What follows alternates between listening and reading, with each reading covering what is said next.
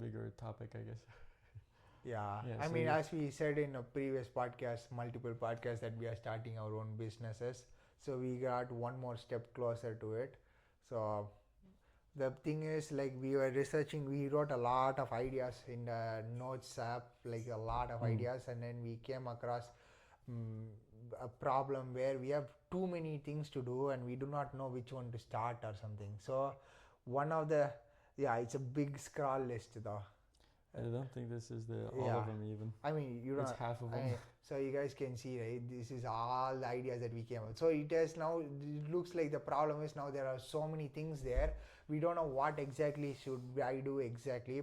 So I was waiting for my talk to get over. And the talk got over, and then now it's time to get going with the business itself. The talk is about entrepreneurship as well. So I rekindled the romance with entrepreneurship Yeah, after a while and of review. failing. Yeah, and reviewed all your books. Yeah, kind of. refreshed almost all the books, right? Noah Kagan's $1 Million Weekend, Vet for Life, and then crowdfunded by Mark Pecola, and then E-Myth Revisited by Michael E. Gerber, all of those things. And then I re-energized myself and did the fundamental things right, I believe, this time, to pick all of those 10-20 ideas that we had, put it in the ChatGPT, and then ask it to rank based on the market size or the biggest scalability or something. Initially in startups you don't need to scale.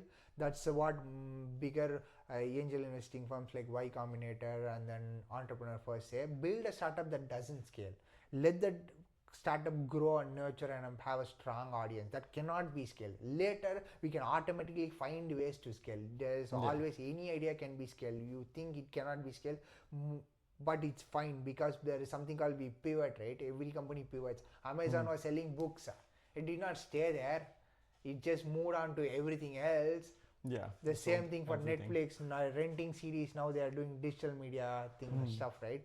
So basically a subscription service that they are doing. So there is a possibility to always pivot according to the market needs and have a product market fit. And then so I ranked all of them, and then I found this thing repeatedly coming, like the lot of people who are into board games and stuff, they want like a modular storage system where they have miniatures, statues, and their game icons and coins and other accessories along with the board games themselves and paint brushes and so on and so forth. It's a very, it can easily get into a big clumsy thing.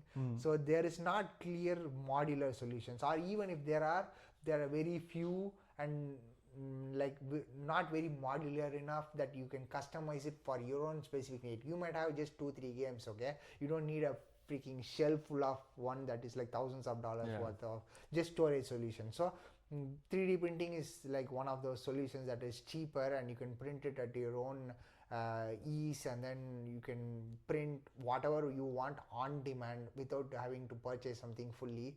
So we came up with a modular solution for people who play games, board games especially. And the reason you chose that is simply because you've looked at Kickstarter and also the ChatGPT thing. But Yeah. you've also Not only ChatGPT, I'd like to do it with Gemini, ChatGPT, Perplexity, and all of them with web searches, so that they are going through the web and getting the research. Especially reasoning. Perplexity, if you do the research, deep research thing, it does it like a freaking thesis though. You can see the entire detailed report and all the 100 sources it has listed. So, and then I just found this modular solution, and then I found a couple of Kickstarter campaigns to see if there is a good market there. Yeah. Of course, there are a couple of companies that have already done it. They have done it in their own style and they have raised a lot of money. So that gave me confidence that this is a viable market and there is a lot of interest and hunger and people are willing to spend money. So currently we saw the podcast of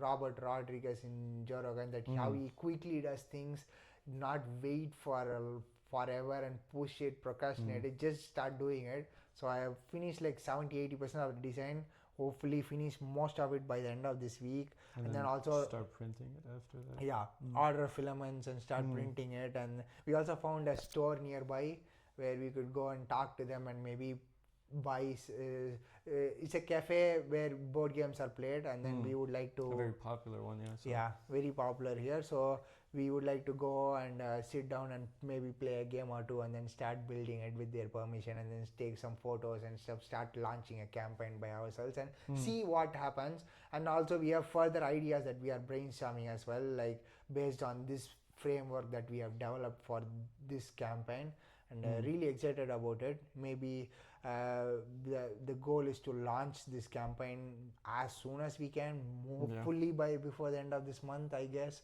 And that's the idea. There's another concern that you do not know, right? Like the threaded boards, right? Every single board, right? Board takes 5 to 7 hours to print, just the one board. So that's one of the things that I did not tell you. It could take forever. That's why we might need, like, just for one stack, like we need like 15 hours of printing, just one layer, and then a couple of layers stacking. So it's like multiple days of day night printing, So that's why we have to. You have 2 printers. Now. Oh yeah. So you can and both are flagship ones, so I have to start use what greasing. you got. Greasing. I mean, I have no excuse. The fucking 1,500 euro printer and a 750 euro printer. I mean, like if I cannot use that, I mean. Then there's no hope. That's on you. Totally on me. That's a good point though. I was a little bit intimidated because I just always get intimidated when I see a print time is 7 hours. I'm like, fuck. I get that though, because it takes like almost half a day to just. Just like the entire time is like clink, clink, clink, clink. It's just printing and it's annoying sound. It might be annoying for like a month, but if you get it sorted, then. In 1 month, you get used to it. So it'll be background noise. You can't sleep without it now or something. So that's the plan though. So that's like my short business idea pitch thingy that we are going ahead and we are taking actions and. Trying to make it a reality. Oh God, and then hopefully make some custom ones. For you, but that's stretch goals. So you've looked into stretch goals, and you also read another book for it. In order to know. The crowdfunded. Yeah. We haven't mentioned that one. Crowdfunded. That's a very nice book about Kickstarter and campaigns. Like so far, Kickstarter has raised around $10 billion, $7 to $8 billion, and then Indiegogo together, it's like they have raised more than $10 billion. It seems that's a growing active market. That's very special because you can show the cover, I guess. It's just. It will be backwards. It doesn't really matter. It doesn't matter. They can. That's the color is what matters. Right? Like crowdfunded. It's a very unique thing. By Mark Picoda. So they have raised more than $100 million so far for some multiple. Business. They're a marketing creators. agency. For basically Kickstarter stuff or crowdfunded stuff. So it talks about like what to do, how to set up your page. And then you try to follow that to the best of your ability. Of course, we don't have 15,000 to spend on ads like they recommend that you do on the maximum, but you can grab what you can, I guess. And then see what you can. We learned a lot about advertising and stuff. We could try that though. We'll see based on how. First, we have to invest in some filaments and stuff. Already, we just paid a lot of tax. I think if you can even you can even cover your cost for these filament things.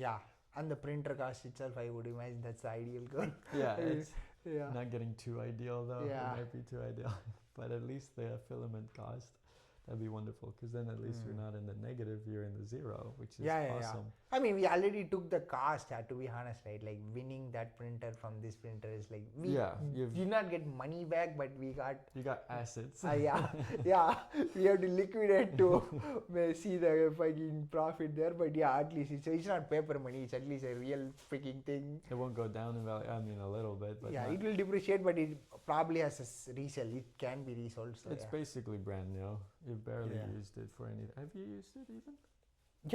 All these things are all okay. You printed that one. I mean, like because it's more. I'm not using the older one because that's more quieter and this is a closed chamber, right? Okay, chamber. So I don't have to be. It's not like this is so loud though. The K1 Max. The thing that we are talking about is Creality K1 Max, the older version which I got with our own money, and then the one that we won was K2 Plus Pro, I think. K2 Plus. A lot of combo, multi-color filament. Combo. And then you bought the extra filament stuff. The CFS, multi-filament system, So that's also something, So that's all, I guess. That's it. And Yeah, we talked for 10 minutes. That's good enough. Yeah, we will try to give you more updates as things come up. Yeah. Yeah, and then we'll see what happens. That's all. Yeah. See you. See ya.